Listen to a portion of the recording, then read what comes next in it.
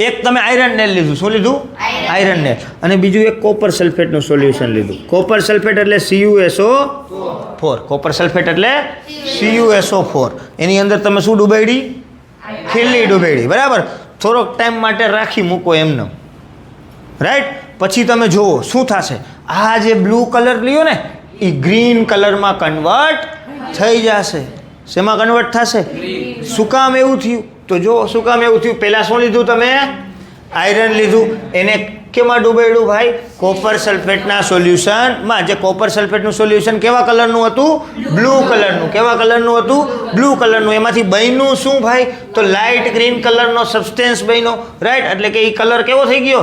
Green. એ લાઇટનું બીજું નામ છે પેલ ગ્રીન. તો એને પેલ ગ્રીન પણ કહેવાય, રાઈટ. એકવાર એક્ઝામમાં પૂછાણું હતું પેલ ગ્રીન. તો ભાઈ પેલ ગ્રીન એટલે લાઇટ ગ્રીન જ થાય, બરાબર.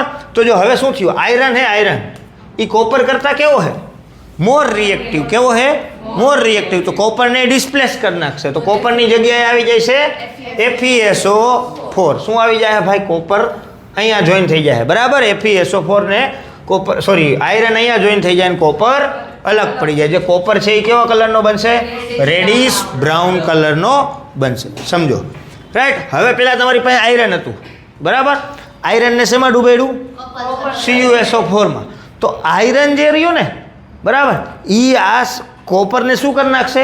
રિપ્લેસ. મતલબ જો આની અંદર અહીંયા છે ને Cu છે, અહીંયા SO4 છે, Cu છે, SO4 છે, Cu છે, Cu છે, Cu છે. આવી રીતે Cu ના ઓલા હે ને ભાઈ, આયન છે. શું છે?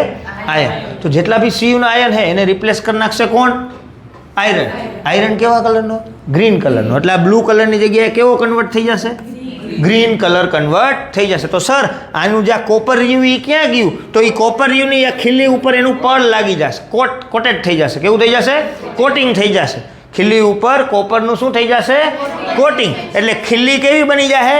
આ રીતની રેડિશ બ્રાઉન કલરની બની જશે. સમજાણું?